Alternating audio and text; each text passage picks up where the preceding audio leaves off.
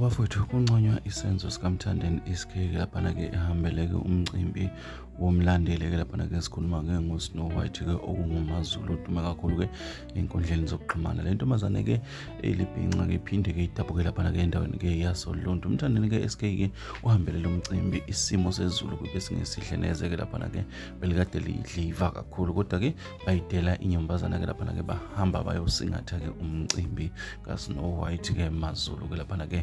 Lo mcimbi ube impumelelo kakhulu njengoba sibonile-ke ukuthi-ke kube nabanye-ke abadume kakhulu-ke sikhuluma ngoMugengcobo-ke okungumhleli-ke wombuso wamaciko kanjalo noMjabulisi-ke Ontenqane Zondo omnotho-ke laphana-ke kuzoba-ke uNgizwe Mchunu-ke umongameli wamabhinca abekade bawuhambele uThokozani Langa-ke laphana-ke Ontenqane Zondi.